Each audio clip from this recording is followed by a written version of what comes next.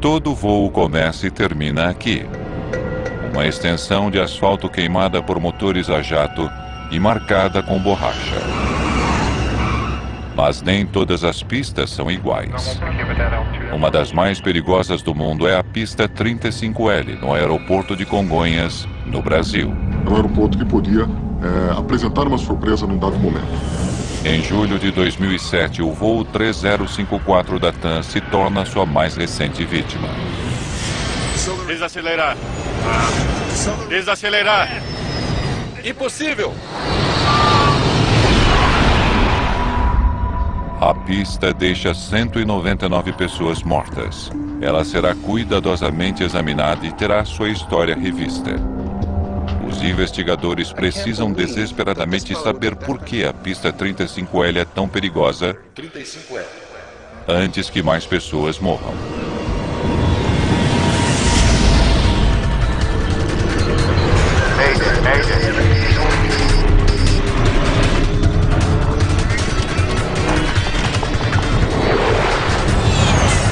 Mayday, desastres aéreos. Esta é uma história real baseada em relatórios oficiais e relatos de testemunhas. Tragédia em São Paulo. 17 de julho de 2007, São Paulo, Brasil. Uma forte chuva cai sobre a maior cidade do Brasil. São Paulo vive esse tipo de dilúvio regularmente durante as chuvas de inverno. A chuva torrencial deixa o tráfego intenso ao redor do aeroporto de Congonhas. A 800 quilômetros dali, o voo 3054 da TAM está a caminho, vindo da cidade de Porto Alegre. O Airbus A320 partiu para São Paulo cerca de 90 minutos atrás. Para os 181 passageiros a bordo, este é um voo doméstico de rotina.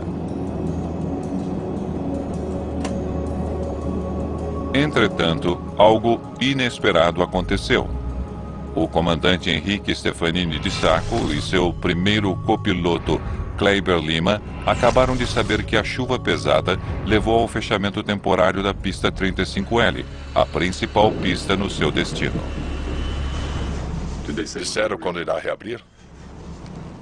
Não. Prepare uma alternativa para o caso de precisarmos. Senhoras e senhores, devido ao mau tempo, parece que não poderemos pousar em Congonhas como planejado. Falarei com vocês Novamente quando eu tiver mais informações.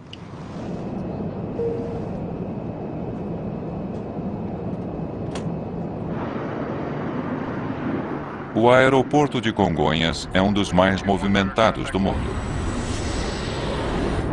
Aviões decolam e pousam aqui a cada 90 segundos, com um fluxo constante de pessoas e carga para os centros econômicos do país.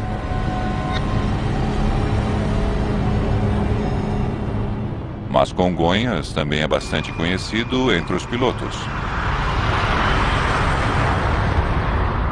O aeroporto fica no coração da cidade, com edifícios de apartamentos, escritórios e ruas por todos os lados.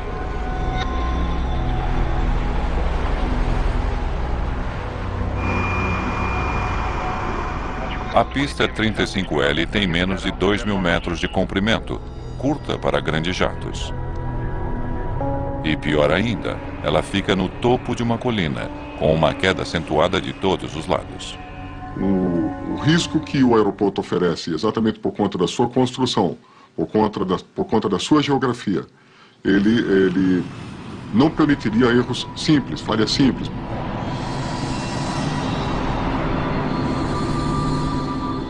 O comandante Carlos Camacho é o diretor de segurança de voo do Sindicato Nacional dos Aeronautas.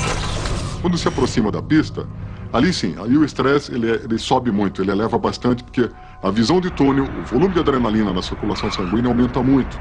Nós enxergamos como um porta-aviões. E isso faz de Congonhas um dos aeroportos mais traiçoeiros do mundo.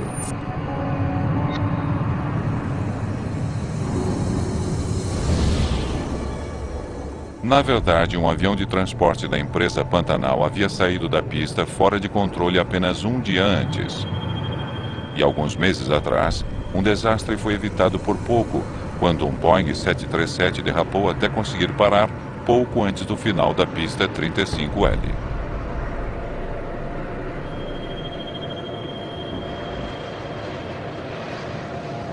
Os pilotos, ao se aproximarem para pouso, para operar em Congonhas, vinham mais preocupados do que se estivesse operando em outro aeroporto nacional.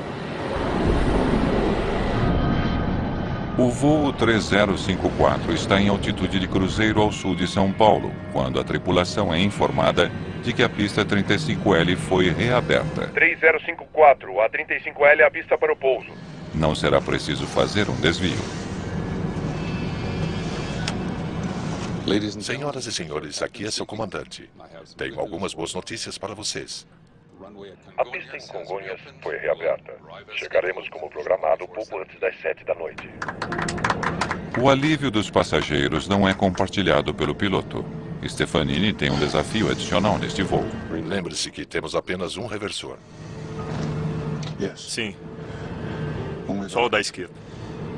Ele terá de pousar em um dos aeroportos mais desafiadores do mundo, com uma possibilidade de frenagem menor do que a de costume. Um dos dois reversores de empuxo do Airbus não está funcionando. Eles são projetados para desacelerar a aeronave durante o pouso por meio da reversão dos motores. Fosse eu o piloto no dia daquele acidente, eu estaria deveras preocupado sabendo que um dos reversores da minha aeronave não estaria operando. TAM 3054, permissão para pouso na 35L. Stefanini irá pousar na notoriamente perigosa 35L. A pista está molhada e escorregadia, ventos de 3308 nós. E quando o avião da TAM que vinha para pouso, ele foi informado que a pista apresentava condições de baixa aderência. O Airbus está em fase final de aproximação. Ainda que o piloto automático pudesse levar o avião até a pista, o comandante decide assumir os controles. Pouso no modo manual. Ele quer usar a maior extensão de pista possível. Ele precisa de cada centímetro que conseguir dela. 35L. 35L. O grande problema que se apresentava era, após o toque da aeronave na pista, que os pilotos tinham que ter a certeza de que realmente conseguiriam parar o seu avião sobre a pista, os seus aviões sobre a pista. Os passageiros sabem apenas que em breve eles estarão pousando.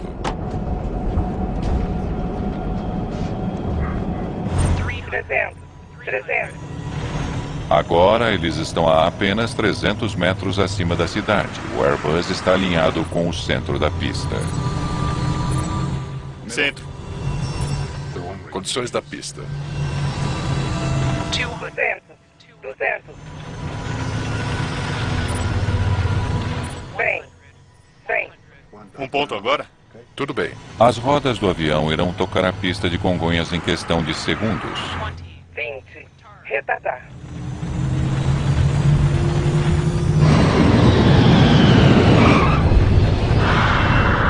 Mais importante é o ponto do toque da aeronave.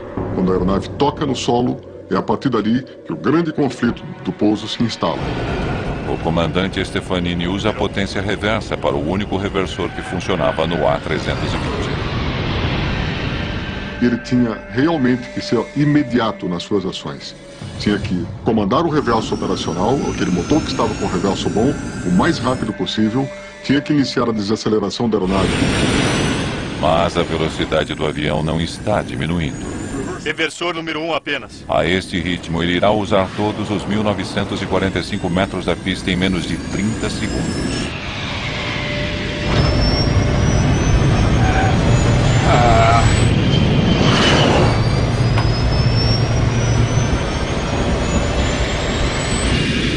Desacelerar. Impossível. A opção dos pilotos seria operar o sistema manual de freios e foi o que eles fizeram, que é através dos pedais, pressionar os pedais muito e bastante por muito tempo. Veja! Agora, Veja! a aeronave misteriosamente puxa para a esquerda. Vire! Vire! é quase como se agisse por conta própria. Meu Deus! Meu Deus!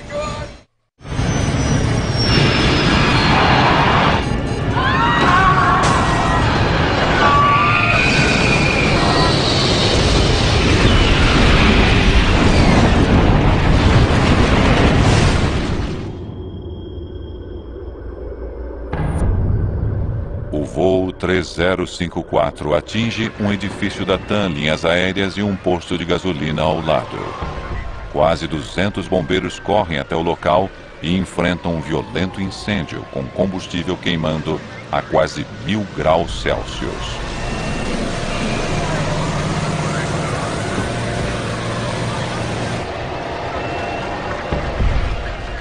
A devastação deixa o Dr. Douglas Ferrari horrorizado. Essa explosão, ela espalhou um fogo na área. Então, no posto de gasolina houve um incêndio no posto, matou as pessoas que estavam abastecendo, queimou toda a estrutura do posto, irreconhecível.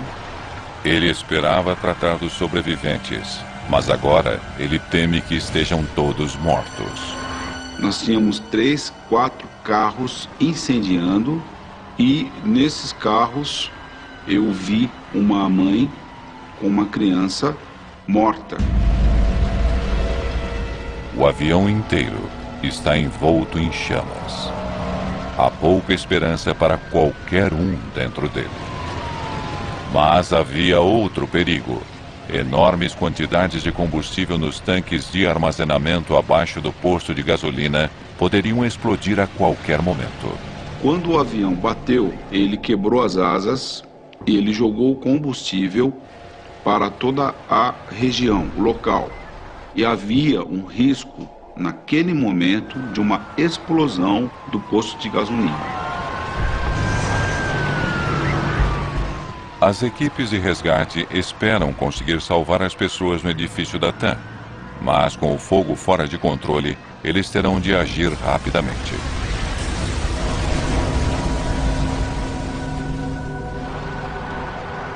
Então a gente conseguia retirar pessoas lá dentro, estava naquela adrenalina de entrar na sala, de atender as pessoas.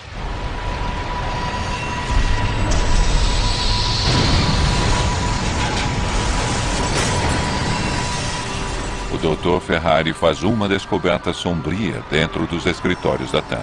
A asa do avião e o avião impactaram e ela não permitiu a saída, o avião não permitiu a saída dessas pessoas. O bombeiro estava comigo, eu estava atrás e ele foi retirando os corpos e colocando na calçada. A minha sensação era muito ruim. Mas alguns funcionários de escritório são localizados em outra parte do edifício e a equipe de resgate se apressa para colocá-los em segurança. Do lado direito da asa, salvaram muito mais de 10 pessoas. Quase 20 pessoas saíram dali daquele prédio, correram. Na aeronave não houve sobreviventes. 199 pessoas estão mortas, incluindo uma dúzia de pessoas no posto de gasolina e no edifício da TAM. É o pior acidente de aviação na história da América do Sul. As caixas pretas não vão durar muito tempo naquele calor. O tenente-coronel Fernando Camargo é investigador de acidentes da CENIPA, a agência de segurança de aviação do país. Em aeronaves modernas, os gravadores são o núcleo de qualquer investigação. Por isso, quando chegamos ao local do acidente e vimos a violência do fogo, ficamos realmente preocupados com a integridade dos dados. Ele sabe que o calor intenso já poderia estar prejudicando os gravadores de voz e dados do voo. Provas valiosas que poderiam ajudar a explicar o acidente podem então estarem perdidas. O coronel Camargo e sua equipe sabem que no dia anterior outro avião havia deslizado para fora da pista 35L. Sabíamos que teríamos de fazer uma investigação completa da pista. Se aquela pista com chuva provocou este acidente, outro desastre poderia acontecer novamente e logo. Há uma enorme pressão para se descobrir exatamente o que aconteceu com o voo 3054. Eu sabia que havia um vídeo do sistema de vigilância. Esse é o momento do acidente, deve ser ele. O sistema de vigilância do aeroporto havia registrado o Airbus acelerando em direção ao final da pista. Este vídeo poderia responder inúmeras questões. Vamos ver de novo, por favor. Mas a colisão com o edifício havia ocorrido fora do alcance das câmeras. Podemos ver isso de um ângulo diferente? Ainda que o vídeo não mostre a colisão, ele poderia conter pistas importantes. Você tem o registro de pouso de outros A320? Tudo bem, vamos ver de novo. Nós comparamos o tempo gasto por cada avião. 7, 8, 9 segundos. Em um pouso normal, a aeronave levaria algo em torno de 9 segundos para passar por esta câmera. Muito bem, agora o avião do acidente, por favor. E o avião que sofreu o acidente levou 3 segundos. 3 segundos? Aquilo nos deixou um tanto intrigados. Por que o avião do acidente estava 3 vezes mais rápido do que os outros A320 em pousos normais? 4 horas após o acidente, os bombeiros ainda lutam para combater a violência do fogo. O fogo era intenso, com muito combustível que o mantinha queimando. Camargo está desesperado para conseguir acesso à seção da cauda, onde estão as 2 caixas pretas. Eles concentraram seus esforços na parte de trás da aeronave. Finalmente, os bombeiros controlam as chamas o suficiente para apanhar os gravadores. Mas pode ser tarde demais. Elas podem resistir ao fogo até uma determinada temperatura. Depois disso, não há garantia de que os dados serão preservados. Os gravadores serão enviados a Washington para serem examinados pelo Conselho Nacional de Segurança nos Transportes.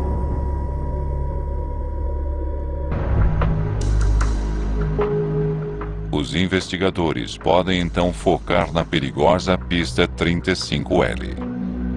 Eles examinam a superfície em busca de pistas que possam explicar por que o voo 3054 perdeu o controle. Caminhamos pela pista, procurando evidências, marcas da aeronave, o ponto onde ela teria desviado para fora da pista.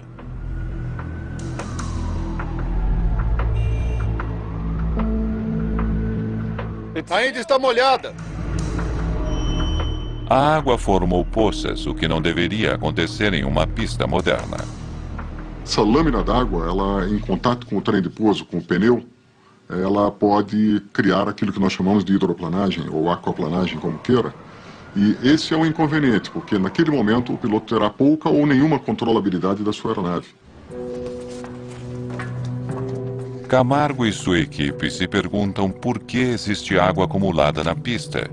Eles estudam arquivos da agência do governo que administra o aeroporto de Congonhas e descobrem que a pista 35L fora totalmente recapeada apenas um mês antes do acidente. Em 2007, a pista havia passado por uma reforma e ela vinha oferecendo um nível de aderência muito baixo. Havia muitos reportes, muitas informações de derrapagens. Durante anos, os pilotos tinham se queixado sobre as condições escorregadias daquela pista.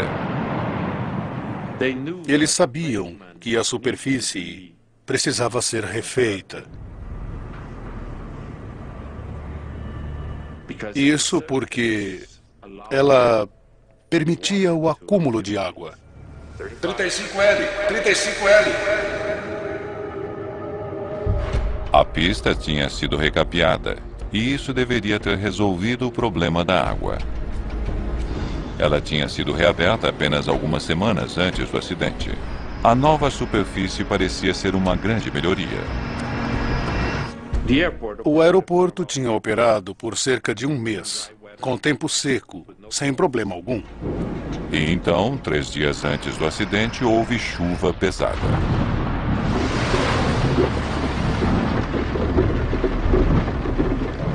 E com a chuva, problemas antigos, que supostamente estariam resolvidos, voltaram a surgir. Na noite do acidente, o grande problema que lá havia era ainda a questão da água. Tá?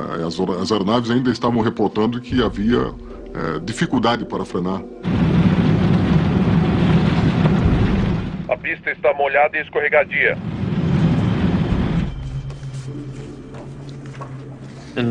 Em tese, não havia mais depressões na pista que permitissem o acúmulo de água. Então, o que poderia estar causando aquele acúmulo de água? Ele descobre que os trabalhos de reparação não incluíam um recurso crítico de segurança. As ranhuras seriam feitas em uma data posterior. Não é de admirar que esteja molhada. Sulcos especiais levam a água para fora da pista. Sem eles, a água da chuva forma poças. E essa reforma, ela ainda carecia de amadurecimento da pista. Era uma dificuldade grande para se poder, inclusive, interromper por mais tempo a operação do aeroporto, da pista principal, para que se pudesse fazer a instalação, a implantação dos grooves.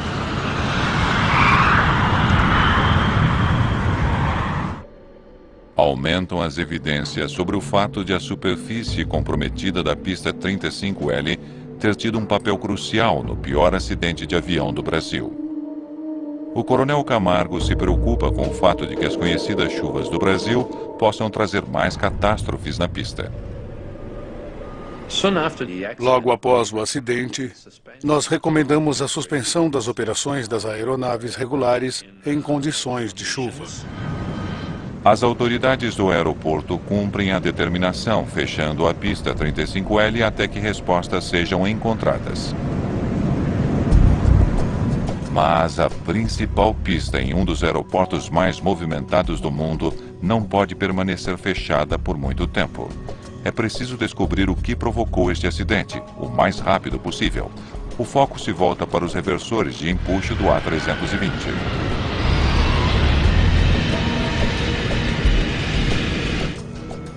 Os registros de manutenção do avião revelam por que apenas um deles estava funcionando. 4 dias antes do acidente, mecânicos haviam desativado o reversor de empuxo do motor direito para manutenção de rotina. Mas o avião havia voado sem incidentes durante 4 dias. O avião havia não apenas pousado repetidamente com o reversor de empuxo, mas havia também pousado em segurança na pista 35L.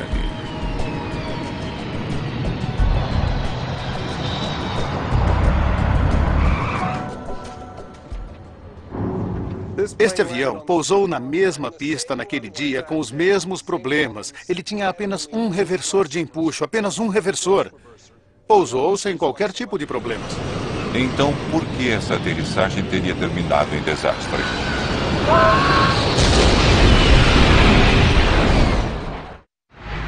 O coronel Fernando Camargo viaja para Washington, Distrito de Colômbia, onde técnicos no Conselho Nacional de Segurança nos Transportes irão ajudá-lo a tentar recuperar os dados armazenados nos gravadores de dados do voo 3054, bastante danificados pelo fogo.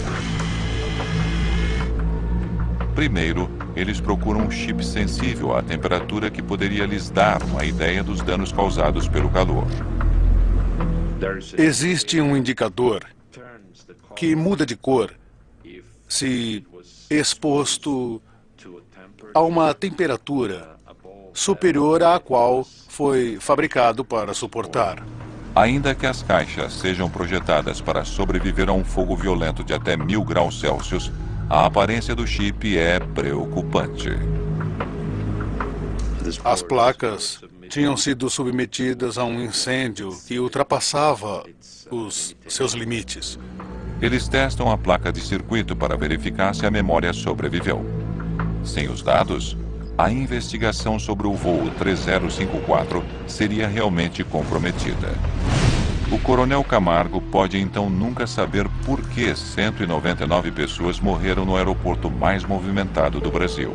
Entretanto, o teste com a placa de circuito lhes dá esperança. Temos alguma coisa. Felizmente, tudo dá certo e conseguimos recuperar 100% dos dados. As informações lhes fornecem um quadro do desempenho do avião. A velocidade está boa. Nos segundos críticos antes do acidente, Eles desceram. Os freios foram acionados. Freios acionados. os dados confirmam que os freios de pé estavam funcionando corretamente e que o A320 não derrapou ou deslizou. Aqui. E então Camargo descobre que os dois motores do avião estavam inexplicavelmente operando um contra o outro. Motor 1. O motor esquerdo do avião estava em reverso para ajudar a desacelerar a aeronave. Mas o motor direito, com o reversor de empuxo com problemas, está acelerando. Estava fazendo o oposto. Deveria estar em marcha lenta. Em vez de desacelerar, ele estava acelerando para uma velocidade de decolagem. Desacelerar. Impossível! Desacelerar. Impossível! Com um motor com potência total, os pilotos não tiveram chance de parar o avião a tempo. A aeronave estava freando. Meu Deus! Veja isso!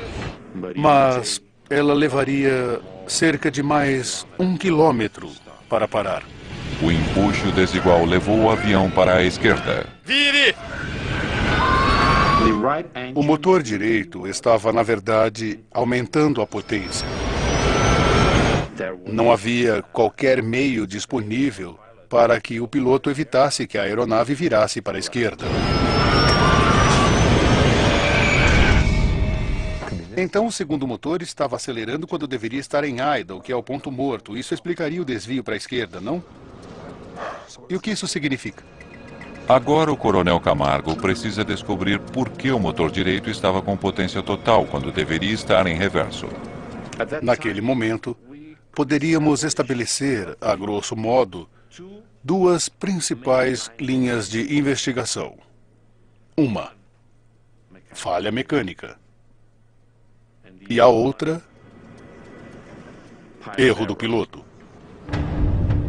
O Coronel Camargo chama duas investigadoras que lidam com fatores humanos. A Tenente-Coronel Márcia Fager e a Primeira-Tenente Vanessa Dias. O piloto é Henrique Stefanini de Sacco, 53 anos, de São Paulo. Horas de voo 13.654.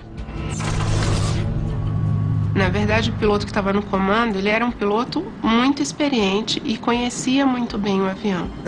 Seu copiloto era Aguilar Kleiber Lima, 54 anos, de Porto Velho. 14.760 horas de voo. Quando o piloto vai para a rota, ele já tem o treinamento adequado para ter um desempenho satisfatório, inclusive para as emergências. Seu trabalho é determinar se a tripulação de alguma forma cometeu um erro que poderia ter levado um motor a ficar em potência total. Na máquina, tem programado, foi projetado, então você já pode ir direto ao ponto. Com o ser humano, como é muito diversificado, cada ser humano tem uma forma de pensar, uma maneira de agir, é um desafio nosso a mais a entender. Mas eu não consigo acreditar que esse piloto cometeria esse tipo de erro. Agora a equipe que lida com fatores humanos deve conduzir um estudo psicológico da tripulação para entender como eles poderiam ter cometido um erro fatal. A gente tenta recriar, através da história da pessoa, de cada um dos tripulantes, da experiência que eles tinham. Senhoras e senhores, aqui é seu comandante. Tenho algumas boas notícias para vocês. Criar um cenário para imaginar o que se passou dentro da cabine. O Coronel Camargo ainda acredita que o mais provável é que tenha havido falha mecânica. Ele volta então sua atenção para a mecânica complexa que liga os manetes aos motores. Ele precisa determinar se uma falha ali teria levado ao misterioso aumento de potência. Começamos a estudar o sistema de potência. Cada componente do sistema, desde o manete até o motor. Sabemos que não é o FADEC. Não há nada de errado com os motores. Portanto, resta apenas um componente que poderia ter causado o problema: o mecanismo que liga os manetes aos motores. Um dispositivo chamado de Artificial Fuel Unit, ou AFU. Investigadores se perguntam se esse dispositivo falhou, deixando os motores em potência total, mesmo que os pilotos tenham colocado o manete em idle. Entretanto, tal falha é muito improvável. É realmente uma possibilidade remota. Em 400 mil horas de voo, teríamos apenas uma ocorrência como essa. Ainda assim, ele precisa excluir o AFU como possível causa do acidente. Mas ele nem mesmo sabe se a unidade poderá ser encontrada em meio aos destroços. Computadores, todos os equipamentos, tudo havia desaparecido. Felizmente, uma das poucas peças que sobreviveram ao incêndio é a peça que os investigadores precisam: o AFU. Ele é enviado para um laboratório especializado capaz de fazer a varredura do metal em busca de marcas microscópicas. Ele havia sido danificado de uma forma que ainda nos permitia trabalhar com ele e, portanto, verificar algumas coisas. O scanner em 3D permite verificar cortes ou arranhões que indicariam que o dispositivo falhou. Estou procurando quaisquer marcas incomuns nesta área. Se conseguíssemos descobrir qualquer marca, qualquer prova da posição desta engrenagem, poderíamos verificar o manete e descobrir a posição real do manete de potência. Mas não encontram qualquer evidência de que o AFU tenha funcionado de forma incorreta. Tudo bem, embale isso e vamos para casa. Não encontramos nada. Nenhuma marca, nenhuma evidência. O coronel Camargo conclui que não houve falha mecânica na configuração errônea do motor direito. Ele tem de supor que, por algum motivo, a tripulação deixou o manete direito em potência total depois de pousar o Airbus. Vire! Vire! Meu Deus! Vire! Vire! Vire! Vire! Em São Paulo, a equipe que lida com fatores humanos se volta para o gravador de vozes da cabine, ou CVR. Eles precisam entender o estado mental dos pilotos quando se aproximavam de São Paulo na noite do acidente. Através das informações do CVR, nós podemos ter uma noção de como era a dinâmica da tripulação. Eles constatam que o comandante Stefanini estava bastante preocupado com as condições da pista. Pergunte a ele sobre a chuva, condições da pista, se a pista está escorregadia. Tem aproximação final. 2 quilômetros de distância. Poderia confirmar condições? A pista está molhada e escorregadia. Molhada e escorregadia. Então o piloto vem para o pouso já tenso. Se ele encontra uma situação que é mais crítica do que o normal, com relação à chuva, a pista está escorregadia, essa tensão pode afetar a percepção daquele piloto, a atenção. 35L, 35L. Ao que parece, então, a ansiedade de Stefanini sobre a pista 35L e não a pista em si foi a principal causa deste acidente. Camargo agora se concentra nas ações da tripulação. Acho que está pronto, senhor. Obrigado. Eles precisam entender como os manetes foram usados antes do acidente. Usando o gravador de dados do voo, os investigadores focam primeiro no pouso anterior àquele em Congonhas. Descobrimos que o mesmo piloto, o comandante, fora quem pilotava e fizera o pouso anterior, e em Congonhas. Primeiro, como eles pousaram em Porto Alegre. Muito bem. Os 2 manetes à frente durante a aproximação. Eles descobrem que durante o pouso anterior em Porto Alegre, o comandante Stefanini puxou os 2 manetes. procedimento correto para pousar com apenas um reversor. E agora ambos os manetes em reverso. No momento do acidente, o procedimento correto era o piloto colocar os dois manetes em idle e então os dois em reverso, como se não houvesse problema algum com os reversores. Eles estabelecem que no dia do acidente o comandante Stefanini tinha efetuado o procedimento correto para pouso com apenas um reversor. Sem reversor número 2. Freios automáticos ativados. Velocidade diminuindo. Aquilo realmente me intrigou, porque o comandante conhecia o procedimento. Ele seguira o procedimento correto horas antes, durante o pouso anterior. Então, o que ele teria feito de forma diferente 2 horas e meia mais tarde em São Paulo? Agora, Congonhas. Manete esquerdo em idle. Os dados mostram que o comandante Stefanini lidou com os manetes Em seguida em reverso. de forma muito diferente em seu pouso em São Paulo. 20, retardar. Em vez de puxar ambos os manetes, ele colocou apenas o motor esquerdo em idle, deixando o da direita em potência total. E então, quando a aeronave tocou o solo, ele ativou apenas o reversor da esquerda, deixando novamente o motor direito em potência total.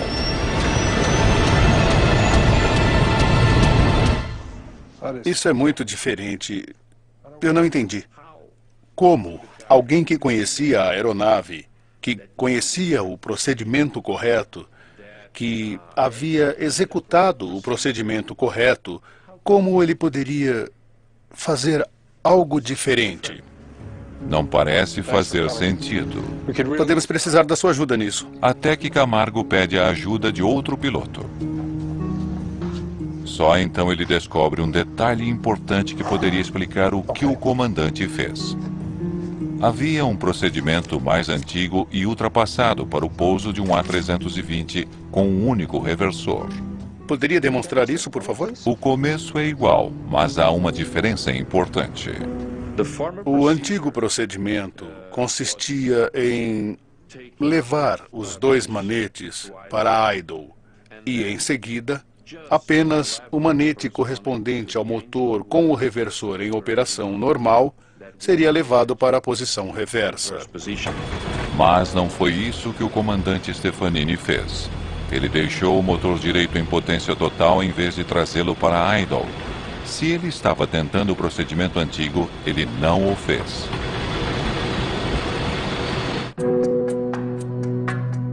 Os investigadores verificam que o comandante Stefanini não fora o primeiro piloto a cometer tal erro.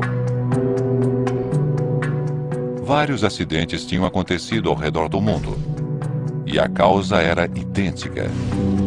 Pilotos lidando de forma incorreta com o procedimento de pouso no caso de um reversor fora de operação, levando inadvertidamente um manete em potência total. Aquele antigo procedimento tinha levado pilotos ao erro.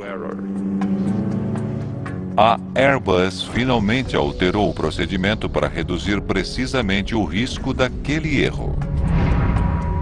O fabricante mudou o procedimento e determinou que ambas as manetes de aceleração dos motores viriam juntas para a posição idle, para a posição marcha lenta, e em seguida, após o toque, ambas viriam para a posição reversa. O comandante Stefanini estava familiarizado com o procedimento novo e com o antigo para pouso com reversor com problema. Ao que parece então, no voo 3054 é que ele pode ter tentado usar o antigo procedimento. A pergunta dos investigadores é: por quê? Os investigadores ainda não conseguem entender por que a tripulação do voo 3054 deixou um motor com potência total depois de tocar o solo. Eles entenderam errado? Mas depois de entrevistar outros pilotos, eles realmente entendem por que usar o método antigo teria feito sentido naquele dia chuvoso em Congonhas. Ele faria o avião parar muito mais rapidamente do que o procedimento novo. Isso poderia explicar por que o comandante teria usado um procedimento antigo Ele acreditou que fosse mais eficiente do que o atual. Os investigadores imaginam que, em reação à piora das condições climáticas em Congonhas, Pista molhada, um reversor. Vou ganhar um pouco de pista e usar o procedimento antigo. ele estava tentando garantir que eles teriam a maior extensão possível para parar sobre a conhecida pista 35L, mas ele cometeu um erro que custou muito. Nessas circunstâncias, Lembre-se, temos apenas um reversor. Um reversor, voo manual, molhado, um reversor, voo manual. é completamente compreensível que ele tenha tentado um procedimento antigo e, sob tamanha pressão, tenha cometido um erro.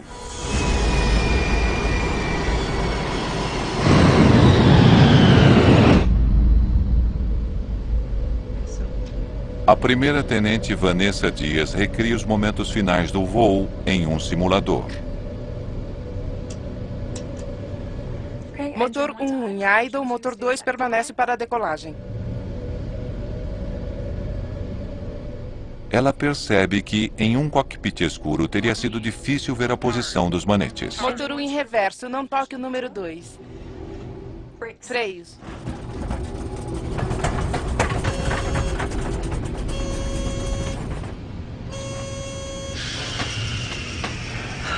Muito bem. Terminamos. No simulador, nós temos como programar toda a circunstância. Então, colocar o horário próximo como estava acontecendo, nublado, chovendo, com a pista molhada, com a pista escorregadia, com a circunstância dos manetes estarem na posição. E nessas circunstâncias, nós também saímos da pista e tivemos um acidente no simulador. Agora, a Tenente Dias acredita entender por que o voo 3054 da TAM terminou em tragédia. O comandante Stefanini fez tudo o que podia para garantir que o A320 pousasse na pista 35L com a maior extensão de pista à sua frente quanto possível. Pouso no modo manual. Mas a perspectiva de pouso na traiçoeira pista o tinha deixado tão tenso que ele cometeu uma falha em um procedimento simples. É possível que essa tensão possa bloquear uma resposta motora dele que seja necessária, pode afetar a prontidão que é necessária para dar um retorno.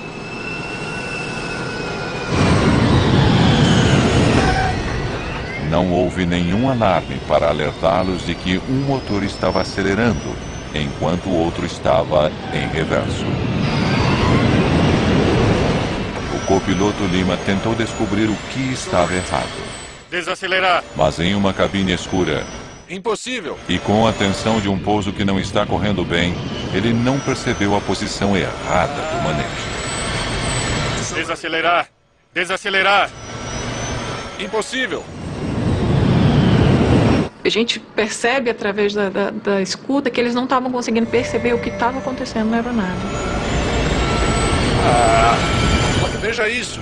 Uma pista com uma reputação perigosa deixou a tripulação tão tensa que eles cometeram um erro que acabou matando 199 pessoas. Meu Deus! Meu Deus!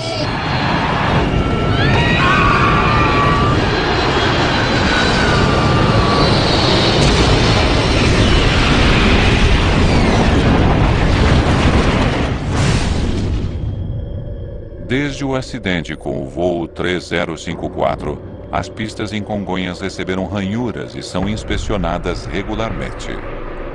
Novas regras estão em vigor exigindo procedimentos de pouso em tempo de chuva.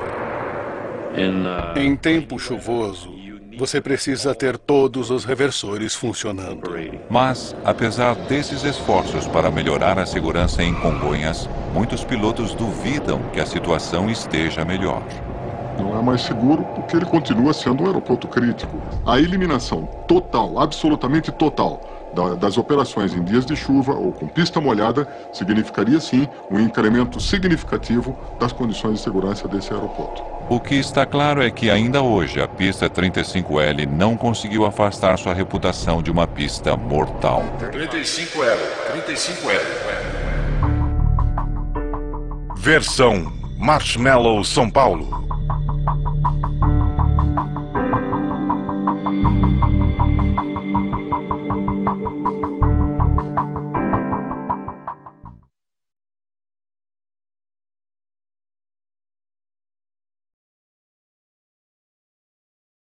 E o avião que sofreu o acidente levou 3 segundos.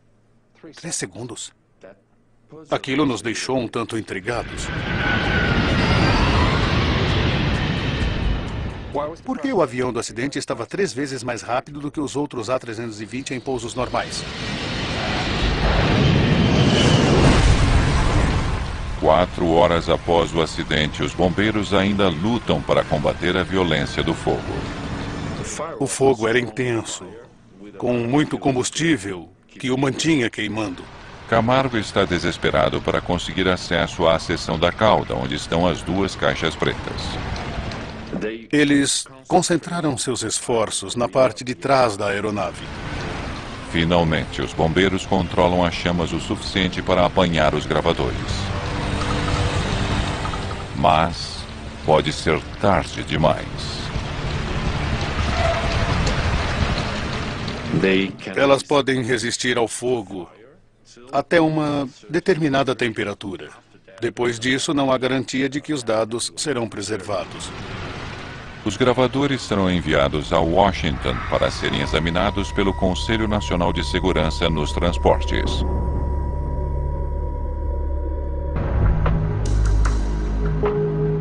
Os investigadores podem então focar na perigosa pista 35L. Eles examinam a superfície em busca de pistas que possam explicar por que o voo 3054 perdeu o controle. Caminhamos pela pista, procurando evidências, marcas da aeronave, o ponto onde ela teria desviado para fora da pista.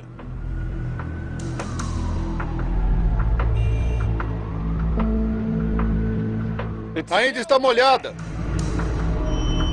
A água formou poças, o que não deveria acontecer em uma pista moderna. Essa lâmina d'água, ela em contato com o trem de pouso, com o pneu, ela pode criar aquilo que nós chamamos de hidroplanagem ou aquaplanagem, como queira. E esse é um inconveniente, porque naquele momento o piloto terá pouca ou nenhuma controlabilidade da sua aeronave. Camargo e sua equipe se perguntam por que existe água acumulada na pista. Eles estudam arquivos da agência do governo que administra o aeroporto de Congonhas e descobrem que a pista 35L fora totalmente recapeada apenas 1 mês antes do acidente. Em 2007, a pista havia passado por uma reforma e ela vinha oferecendo um nível de aderência muito baixo. Havia muitos reportes, muitas informações de derrapagens. Durante anos, os pilotos tinham se queixado sobre as condições escorregadias daquela pista. Eles sabiam que a superfície precisava ser refeita. Isso porque ela permitia o acúmulo de água. 35L, 35L. A pista tinha sido recapeada e isso deveria ter resolvido o problema da água. Ela tinha sido reaberta apenas algumas semanas antes do acidente. A nova superfície parecia ser uma grande melhoria. O aeroporto tinha operado por cerca de 1 mês, com tempo seco, sem problema algum. E então, 3 dias antes do acidente, houve chuva pesada.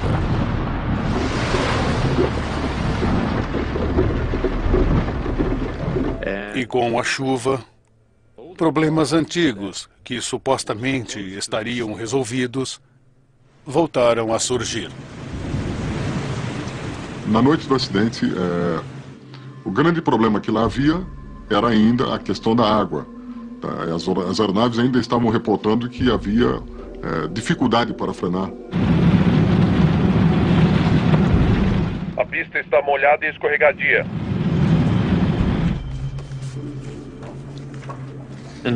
Em tese, não havia mais depressões na pista que permitissem o acúmulo de água. Então, o que poderia estar causando aquele acúmulo de água?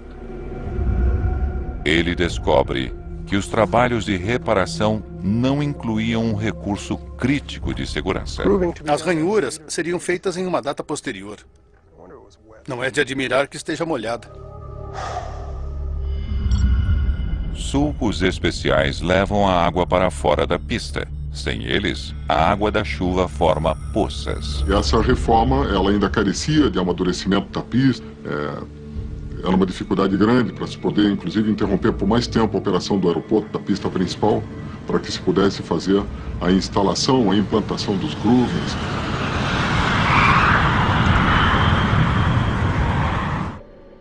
Aumentam as evidências sobre o fato de a superfície comprometida da pista 35L ter tido um papel crucial no pior acidente de avião do Brasil. O Coronel Camargo se preocupa com o fato de que as conhecidas chuvas do Brasil possam trazer mais catástrofes na pista. Logo após o acidente, nós recomendamos a suspensão das operações das aeronaves regulares em condições de chuva. As autoridades do aeroporto cumprem a determinação, fechando a pista 35L até que respostas sejam encontradas. Mas a principal pista em um dos aeroportos mais movimentados do mundo não pode permanecer fechada por muito tempo. É preciso descobrir o que provocou este acidente, o mais rápido possível. O foco se volta para os reversores de empuxo do A320.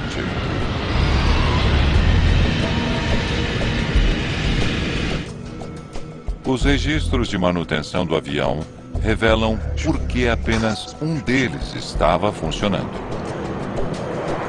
4 dias antes do acidente, mecânicos haviam desativado o reversor de empuxo do motor direito para manutenção de rotina. Mas o avião havia voado sem incidentes durante 4 dias. O avião havia não apenas pousado repetidamente com o reversor de empuxo, mas havia também pousado em segurança na pista 35L.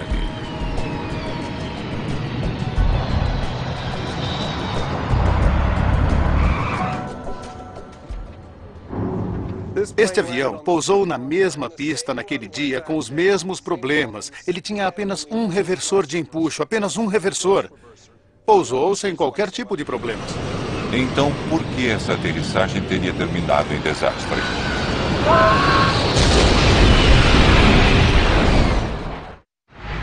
O coronel Fernando Camargo viaja para Washington, Distrito de Colômbia, onde técnicos no Conselho Nacional de Segurança nos Transportes irão ajudá-lo a tentar recuperar os dados armazenados nos gravadores de dados do voo 3054, bastante danificados pelo fogo. Primeiro, eles procuram um chip sensível à temperatura que poderia lhes dar uma ideia dos danos causados pelo calor. Existe um indicador que muda de cor se exposto a uma temperatura superior à qual... Todo voo começa e termina aqui. Uma extensão de asfalto queimada por motores a jato e marcada com borracha. Mas nem todas as pistas são iguais. Uma das mais perigosas do mundo é a pista 35L, no aeroporto de Congonhas, no Brasil. É um aeroporto que podia apresentar uma surpresa num dado momento. Em julho de 2007, o voo 3054 da TAM se torna sua mais recente vítima. Desacelerar. Desacelerar. Impossível! A pista deixa 199 pessoas mortas. Ela será cuidadosamente examinada e terá sua história revista. Os investigadores precisam desesperadamente saber por que a pista 35L é tão perigosa 35L. Antes que mais pessoas morram.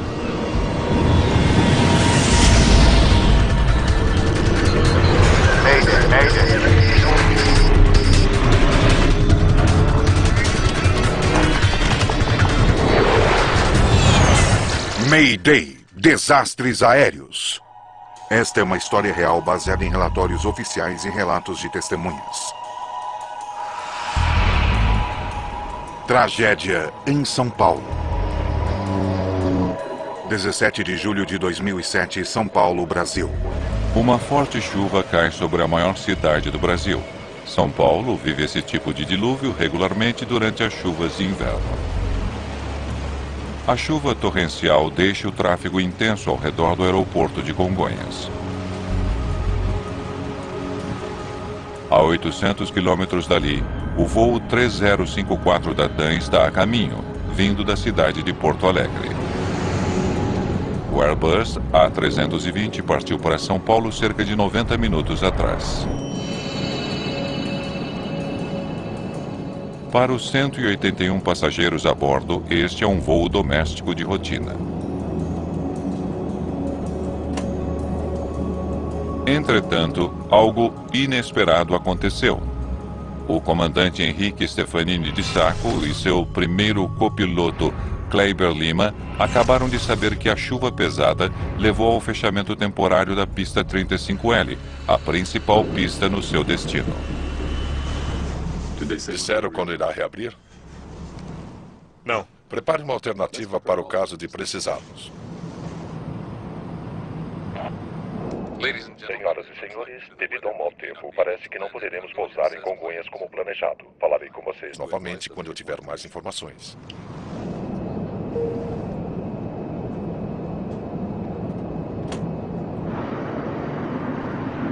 O aeroporto de Congonhas é um dos mais movimentados do mundo. Aviões decolam e pousam aqui a cada 90 segundos, com um fluxo constante de pessoas e carga para os centros econômicos do país.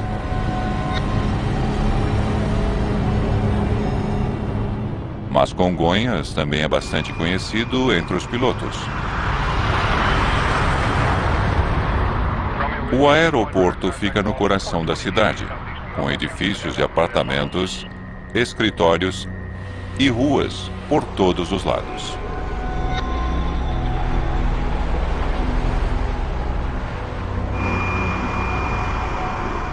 A pista 35L tem menos de 2.000 metros de comprimento, curta para grandes jatos.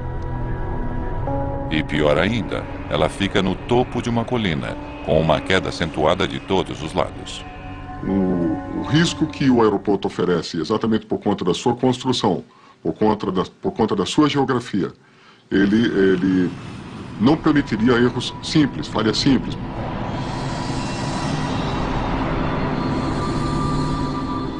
O comandante Carlos Camacho é o diretor de segurança de voo do Sindicato Nacional dos Aeronautas.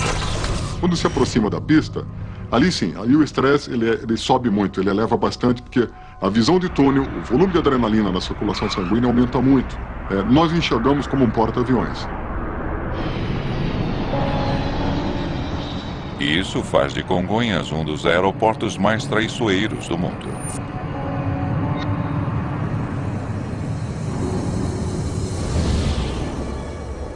Na verdade, um avião de transporte da empresa Pantanal havia saído da pista fora de controle apenas um dia antes. E alguns meses atrás, um desastre foi evitado por pouco, quando um Boeing 737 derrapou até conseguir parar pouco antes do final da pista 35L.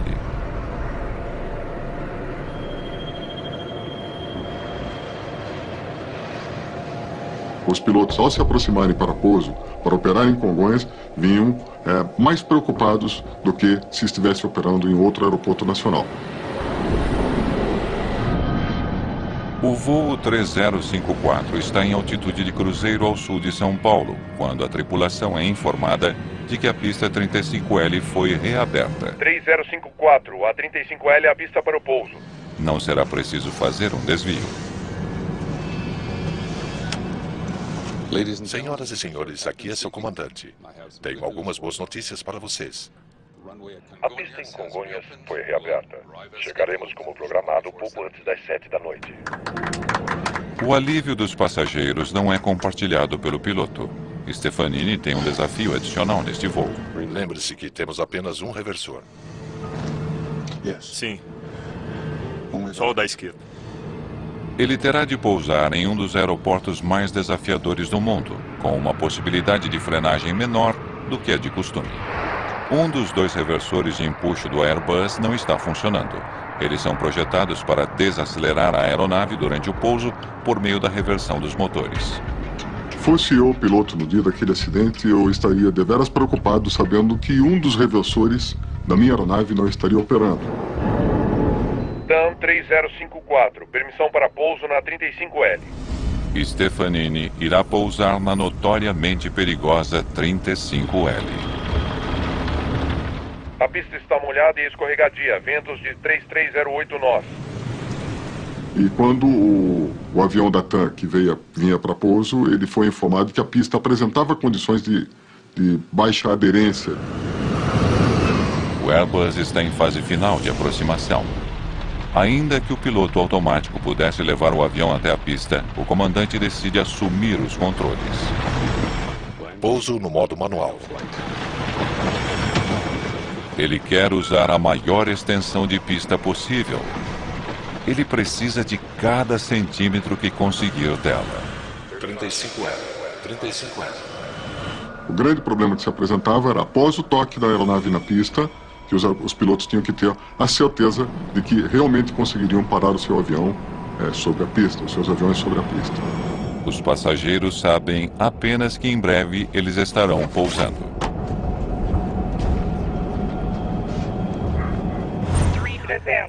300. Agora eles estão a apenas 300 metros acima da cidade. O Airbus está alinhado com o centro da pista.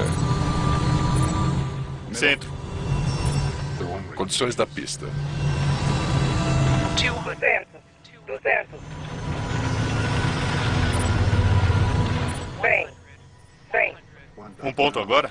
Tudo bem. As rodas do avião irão tocar a pista de Congonhas em questão de segundos. 20. Retardar.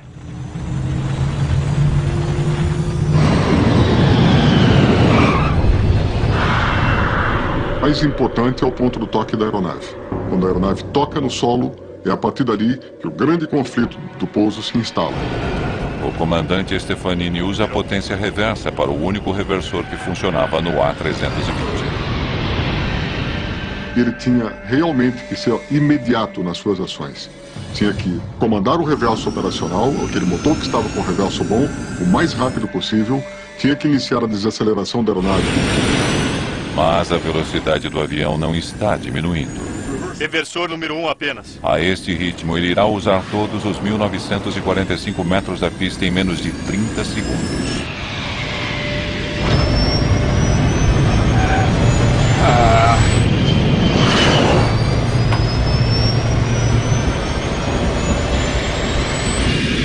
Desacelerar.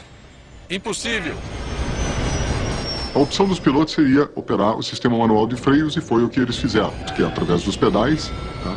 Pressionar os pedais muito e bastante por muito tempo. Veja! Agora, veja! A aeronave misteriosamente puxa para a esquerda. Vire! Vire! É quase como se agisse por conta própria.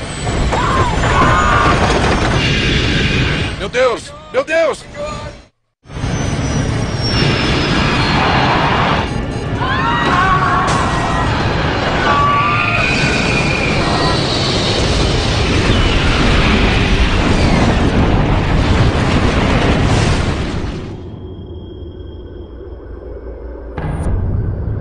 O voo 3054 atinge um edifício da TAM Linhas Aéreas e um posto de gasolina ao lado. Quase 200 bombeiros correm até o local e enfrentam um violento incêndio com combustível queimando a quase 1000 graus Celsius.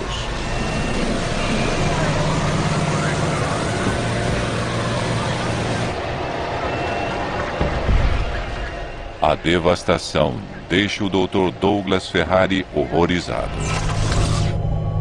Essa explosão, ela espalhou um fogo na área. Então, no posto de gasolina houve um incêndio no posto, matou as pessoas que estavam abastecendo, queimou toda a estrutura do posto, irreconhecível. Ele esperava tratar dos sobreviventes, mas agora ele teme que estejam todos mortos. Nós tínhamos 3, 4 carros incendiando e nesses carros eu vi uma mãe com uma criança morta. O avião inteiro está envolto em chamas. Há pouca esperança para qualquer um dentro dele. Mas havia outro perigo. Enormes quantidades de combustível nos tanques de armazenamento abaixo do posto de gasolina poderiam explodir a qualquer momento. Quando o avião bateu, ele quebrou as asas e ele jogou combustível para toda a região, o local.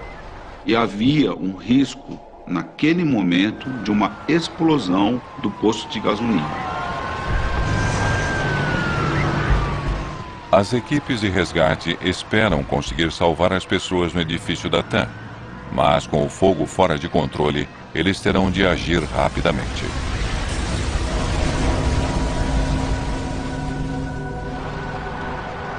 Então a gente conseguia retirar pessoas lá dentro, estava naquela adrenalina de entrar na sala, de atender as pessoas.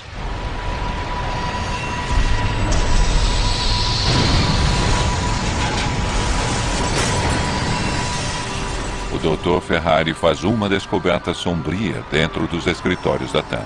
A asa do avião e o avião impactaram e ela não permitiu a saída, o avião não permitiu a saída dessas pessoas. O bombeiro estava comigo, eu estava atrás e ele foi retirando os corpos e colocando na calçada. A minha sensação era muito ruim. Mas alguns funcionários de escritório são localizados em outra parte do edifício e a equipe de resgate se apressa para colocá-los em segurança. Do lado direito da asa, salvaram muito mais de 10 pessoas. Quase 20 pessoas saíram dali daquele prédio, correram. Na aeronave não houve sobreviventes. 199 pessoas estão mortas, incluindo uma dúzia de pessoas no posto de gasolina e no edifício da TAM. É o pior acidente de aviação na história da América do Sul. As caixas pretas não vão durar muito tempo naquele calor. O tenente-coronel Fernando Camargo é investigador de acidentes da CENIPA, a agência de segurança de aviação do país. Em aeronaves modernas, os gravadores são o núcleo de qualquer investigação. Por isso, quando chegamos ao local do acidente e vimos a violência do fogo, ficamos realmente preocupados com a integridade dos dados. Ele sabe que o calor intenso já poderia estar prejudicando os gravadores de voz e dados do voo. Provas valiosas que poderiam ajudar a explicar o acidente podem então estarem perdidas. O coronel Camargo e sua equipe sabem que no dia anterior outro avião havia deslizado para fora da pista 35L. Sabíamos que teríamos de fazer uma investigação completa da pista. Se aquela pista com chuva provocou este acidente, outro desastre poderia acontecer novamente e logo. Há uma enorme pressão para se descobrir exatamente o que aconteceu com o voo 3054. Eu sabia que havia um vídeo do sistema de vigilância. Esse é o momento do acidente, deve ser ele. O sistema de vigilância do aeroporto havia registrado o Airbus acelerando em direção ao final da pista. Este vídeo poderia responder inúmeras questões.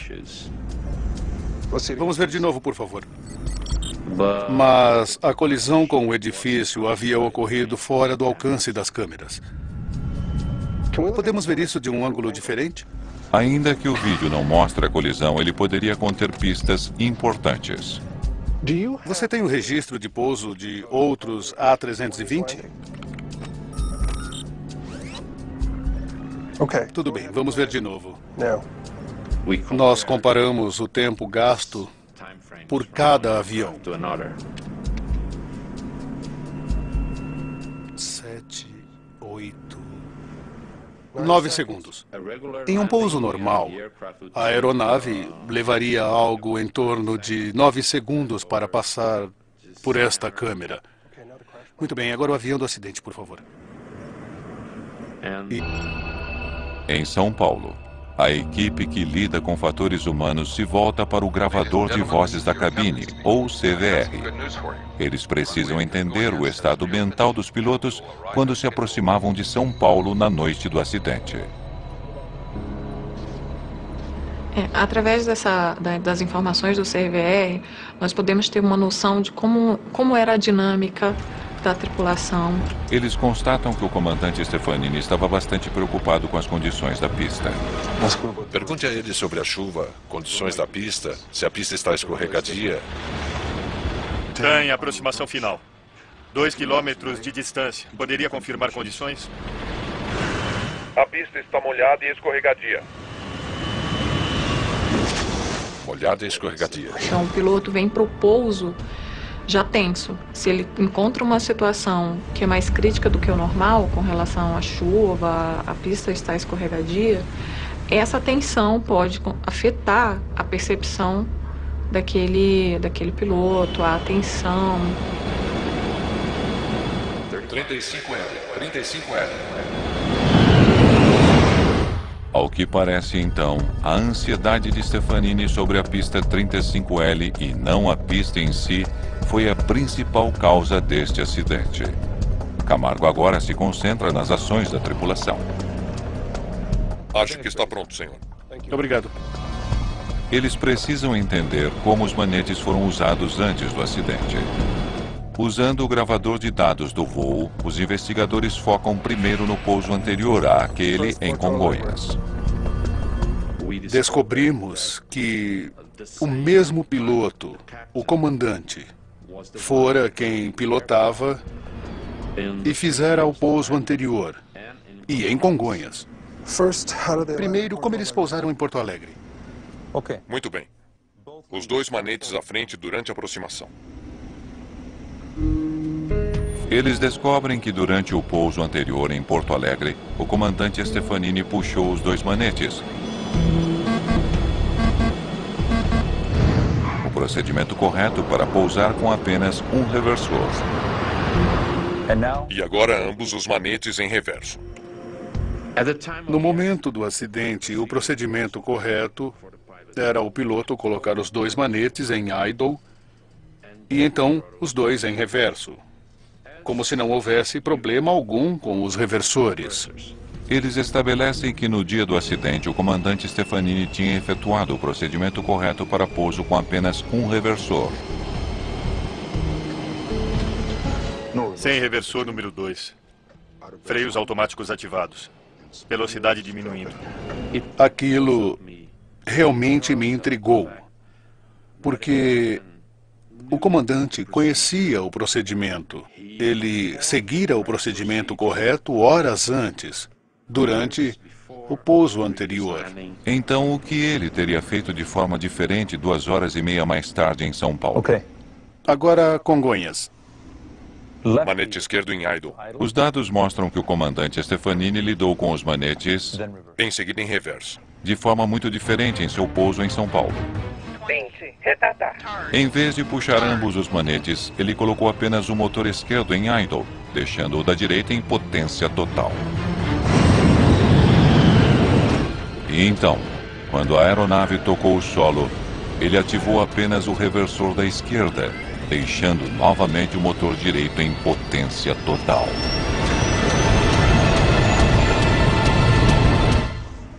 Isso é muito diferente. Eu não entendi. Como alguém que conhecia a aeronave, que conhecia o procedimento correto, que havia executado o procedimento correto, como ele poderia fazer algo diferente? Não parece fazer sentido. Podemos precisar da sua ajuda nisso. Até que Camargo pede a ajuda de outro piloto. Só então ele descobre um detalhe importante que poderia explicar o que o comandante fez. Havia um procedimento mais antigo e ultrapassado para o pouso de um A320 com um único reversor. Poderia demonstrar isso, por favor? O começo é igual, mas há uma diferença importante. O antigo procedimento consistia em levar os dois manetes para idle e, em seguida, apenas o manete correspondente ao motor com o reversor em operação normal seria levado para a posição reversa. Mas não foi isso que o comandante Stefanini fez. Ele deixou o motor direito em potência total em vez de trazê-lo para idle. Se ele estava tentando o procedimento antigo, ele não o fez.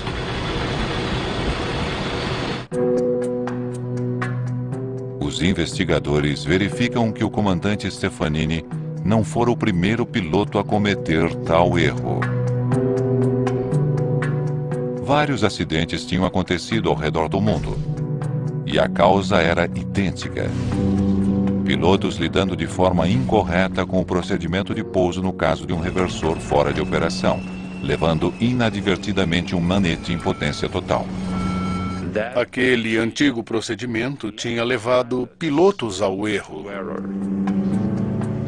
A Airbus finalmente alterou o procedimento para reduzir precisamente o risco daquele erro.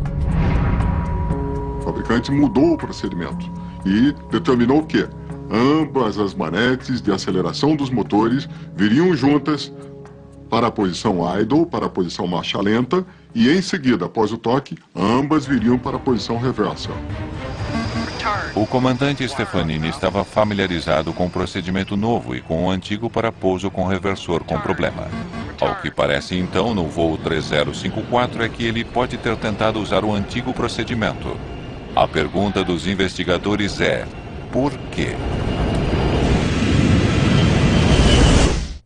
Os investigadores ainda não conseguem entender por que a tripulação do voo 3054 deixou um motor com potência total depois de tocar o solo. Eles entenderam errado? Mas depois de entrevistar outros pilotos, eles realmente entendem por que usar o método antigo teria feito sentido naquele dia chuvoso em Congonhas. Ele faria o avião parar muito mais rapidamente do que o procedimento novo. Isso poderia explicar por que o comandante teria usado um procedimento antigo. Ele acreditou que fosse mais eficiente do que o atual. Os investigadores imaginam que, em reação à piora das condições climáticas em Congonhas, O runway está molhada, com reversor. Vou ganhar um pouco de pista e usar o procedimento antigo.